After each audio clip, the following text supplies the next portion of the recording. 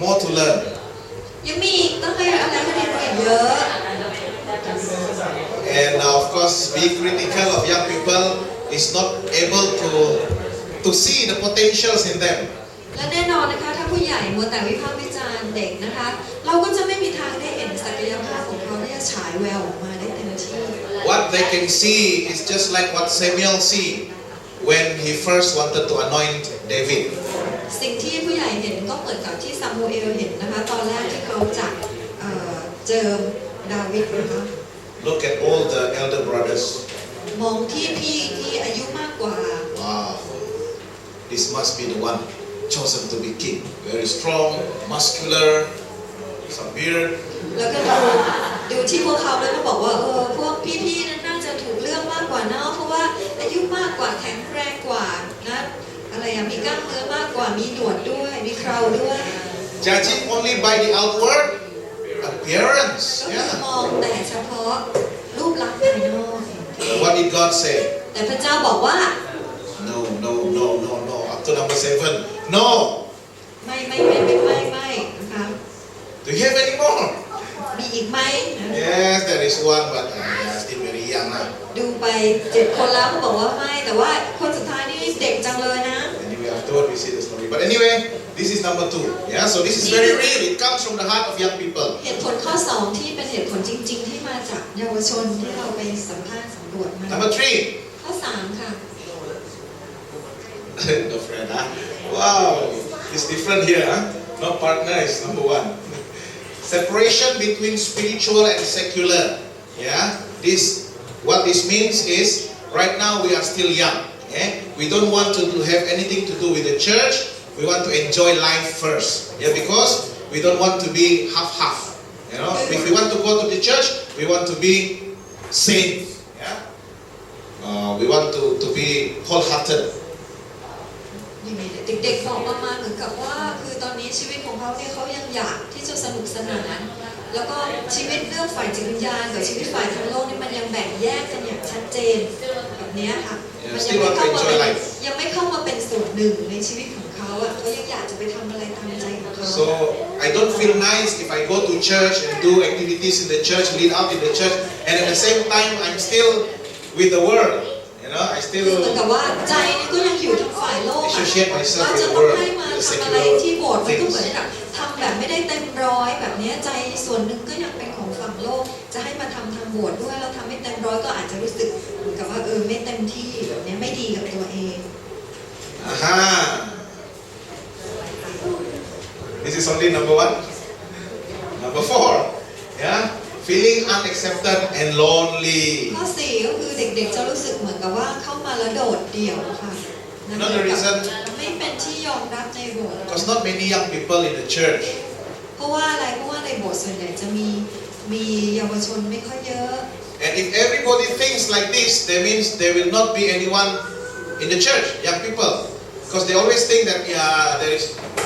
many of them are old people, yeah, no young people, so I don't want to come. เด็กที่รู้สึกแบบนี้ค่ะเขาจะรู้สึกว่าคนอื่นก็แบบว่าอายุมากกว่าไปแล้วแก่ไปแล้วอะไรอย่างเงี้ยค่ะแก่กว่าเขาไม่มีเพื่อนในโบสถ์เลย And many young people follow friends to other churches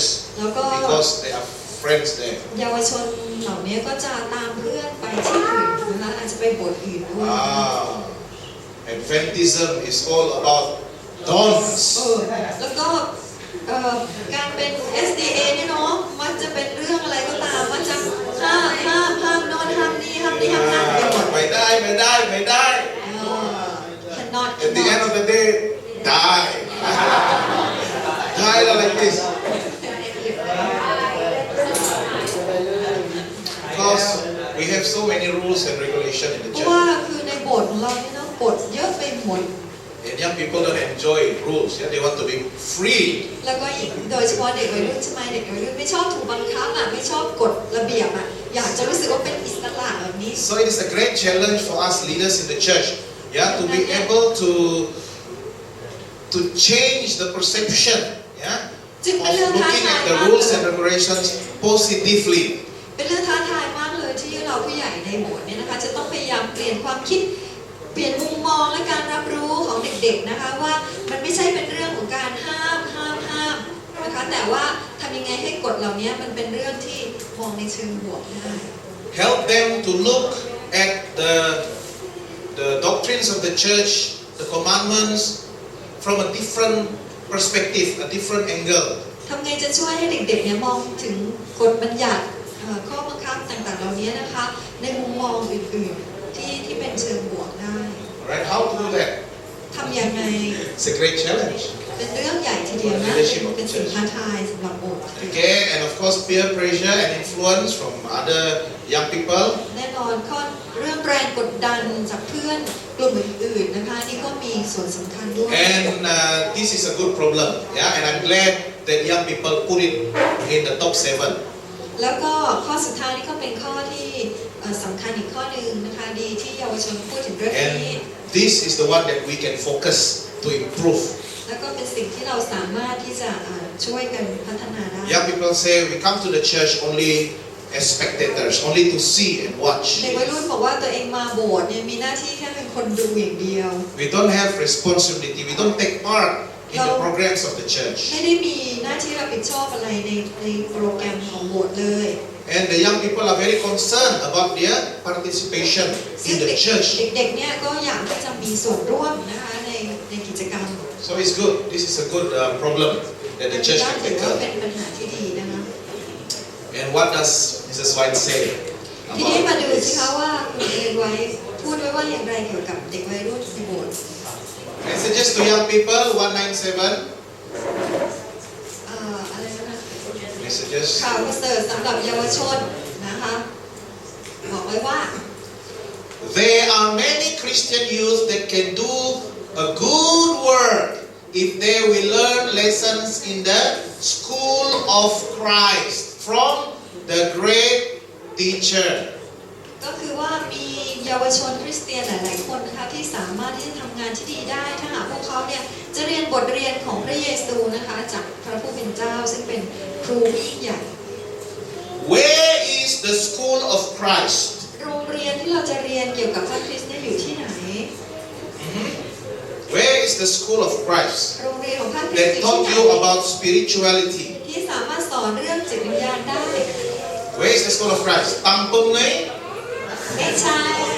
อยู่ที่ไหน Huh? อยู่ที่ไหน ไม่ใช่ทำตรงไหน Tampung ni? ไม่ Wow. ใช่ ไม่ใช่นะ อยู่ที่ไหน Anyway, อยู่ที่ไหน That is the secondary educational institution. But the first and foremost school of Christ where young people can learn about God is the church. Of course, home, yeah, but I'm talking about the church โรง for เรีย them น to ที่ study เด็ก together. ๆนะจะเรียนรู้เกี่ยวกับพระคริสต์ได้โดยตรงก็คือคริสตจักรนั่นคือโบสถ์ของเรานะคะไม่ใช่โรงเรียนของโบสถ์ด้วยอันนั้นเป็นแหล่งที่สองแหล่งแรกเลยคือที่โบสถ์โดยตรงเลยค่ะ That's why we have Sabbath school. นั่นคือเหตุผลว่าทำไมเราถึงต้องมีโรงเรียนสบาโต And who is the great teacher? แล้วใครเป็นครูผู้ยิ่งใหญ่ It is Christ. ก็คือพระเจ้า He is the headmaster. พระเยซู He เป็น is the principal. ผู้อำนวยการโรงเรียนเลย And the rest of the teachers are the leaders of the church. เอาแล้วครูที่เหลือนะก็คือพวกเรา So what does this mean? ในโบสถ์หมายความว่ายังไง We, leaders of the church, has a big role to teach young people in the church so that they can do good work. They can ก็ serve คือ the Lord. หมายความว่าพวกผู้นำในโบสถ์เนี่ยมีหน้าที่ยิ่งใหญ่มากเลยในการที่ต้องรับผิดชอบสอนเยาวชนขึ้นมาเพื่อที่จะสามารถทำงานที่ดีให้องค์พระผู้เป็นเจ้าได้ So in the church, the leaders and the young people have to work together. ดังนั้นในโบสถ์เนี่ยนะคะผู้นำของโบสถ์และเยาวชนเนี่ยจะต้องร่วมมือกันในการเรียนรู้และทำงานด้วย Page 208, God calls for ministers, Bible workers and canvassers selling books, literature evangelists. Let our young men and young women go forth as canvassers, evangelists and Bible workers in company with laborers of experience who can show them how to labor successfully. ในหนังสือข่าวประเสริฐสำหรับเยาวชนหน้า 208 นะคะคุณเอเลไว้บอกว่าพระเจ้าเนี่ยนะคะเรียกให้ผู้รับใช้ของพระเจ้าศาสนาจารย์ก็ดีคนที่สอนพระคัมภีร์หรือแม้แต่คนที่ขายหนังสือเนี่ยนะคะให้เอาเยาวชนเนี่ย ทั้งหญิงและชายเนี่ยนะคะเข้าไปร่วมงานเหล่านั้นเป็นการฝึกฝนเพื่อให้เกิดประสบการณ์ตรงไปด้วยเนี่ยนะคะแล้วก็สามารถที่จะแสดงให้เขาเห็นว่าการทำงานรับใช้เนี่ยจะต้องทำยังไงให้เป็นตัวอย่างเลย You see, the work is going to be fulfilled by young people. จะเห็นว่างานเหล่านี้นะคะจะทำสำเร็จได้ก็โดยเยาวชนด้วยนะคะ But leaders of the church, remember, แต่ผู้นำของโบสถ์นะคะจะ we are laborers of experience. เราเนี่ยเป็นผู้แรงงานที่มีประสบการณ์ We have been in the church for many เพราะ years. ว่าเราอยู่ในโบสถ์มาหลายปีแล้ว Please allow room to work together with the young people. Show them how to labor successfully. ดังนั้นเนี่ยนะคะควรจะเปิดโอกาสให้เด็กๆเยาวชนเนี่ยเข้ามามีส่วนร่วมในการทำงาน That means you don't ask them to sit down and watch. เราจะไม่เพียงแต่ขอให้เขานั่งแล้วก็ดูอย่างเดียว Work together, teach them how to labor, how to serve. ให้ทำงานด้วยกันนะคะสอนเขาว่าจะรับใช้ด้วยกันอย่างไร And I saw that many souls might be saved if the young people were the way they ought to be, devoted to God and to the truth, but they generally occupy a position where labor must be bestowed upon them, or else they will leave the church and associate themselves with the world. ก็คือบอกว่าจริงๆแล้วเนี่ยนะคะจิตวิญญาณหลายดวงเนี่ยสามารถที่จะถูกช่วยให้รอดได้ถ้าหากว่าเราจะสอนเขานะคะเยาวชนในที่ที่เขาควรจะอยู่ที่ไหนก็คืออยู่ที่พระเจ้าแล้วก็เรียนรู้เรื่องของความจริงเกี่ยวกับพระเจ้านะคะแล้วก็ต้องให้มีหน้าที่ต่างๆนะคะที่จะให้เขาเนี่ยร่วมรับผิดชอบอยู่ตลอดเวลาถ้าไม่งั้นแล้วเนี่ยเขาก็จะหลุดออกไปแล้วก็กลายไปเป็นส่วนของฝ่ายโลก So there are only two options, right? If I'm not needed in the church, let me just go out and contribute elsewhere. มันก็มีอยู่สองอย่างเท่านั้นสองฝ่ายเท่านั้นก็คือถ้าเขาไม่ได้สามารถจะมีส่วนร่วมในโบสถ์ได้ก็ออกไปแล้วก็ไปมีส่วนร่วมที่อื่นดีกว่า And Mrs. White tells us about what is going to happen in the last days. ซึ่งคุณเอเลนไวท์ก็ได้บอกเอาไว้แล้วว่าจะเกิดอะไรขึ้นในยุคสุดท้าย We are losing young people because of this, because of our attitude ก็คือเราเนี่ยกำลัง as leaders of the เสี church. ยเยาวชนของเราเนี่ยนะคะไปทางฝ่ายโลกเนื่องจากทัศนคติของผู้นำในโบสถ์ของเรา In Proverbs 22 verse 6, ในสุภาษิตบทที่22ข้อ the Bible tells us 6พระคัมภีร์บอกไว้ว่า to start the young people, train them on the way they should go, and even when they are old, they will not turn from it. ให้เราจงฝึกเด็กๆในทางที่ควรตั้งแต่ยังเด็กนะคะเพราะว่าไม่งั้นแล้วเมื่อเขาแก่ตัวลงแล้วเนี่ยเขาก็จะออกไปทางอื่น Because when they are already well rooted and grounded in the truth, they love the church so much. When they grow older, they will remain and stay in the church. เพราะว่าเมื่อเขาเนี่ยได้อย่างร่างลึกลงไปที่โบสถ์แล้วในคริสตจักรแล้วมีความรักกับโบสถ์แล้วเนี่ยนะคะพอเขาโตขึ้นเนี่ยเขาก็จะไม่หนีหายเคลื่อนย้ายไปที่อื่น The church will not die because the pillar is very strong. แล้วก็คริสตจักรก็จะไม่ตายลงไปเพราะว่าเรามีเสาหลักที่มั่นคง The pillar is very strong. เสาหลักนะคะ The young people of the church. มั่นคงมากเลยนั่นก็คือหมายถึงเยาวชนในโบสถ์ของเรา If you don't have this middle pillar, take them out. Take them out. What happens to this building? ถ้าหากว่าเหมือนอันนี้นะคะห้องประชุมนี้ถ้าเราเอาเสากลางเนี่ยออกไปเอาออกไปให้หมดเลยจะเกิดอะไรกับห้องประชุม The church will soon die. นะคะโบสถ์ก็คริสตจักรก็จะค่อยๆตายลงไป Right? Ajahn Kumpet? A dying church is very hard to revive. โบสถ์ที่กำลังตายแล้วนี่ยากนะคะที่จะ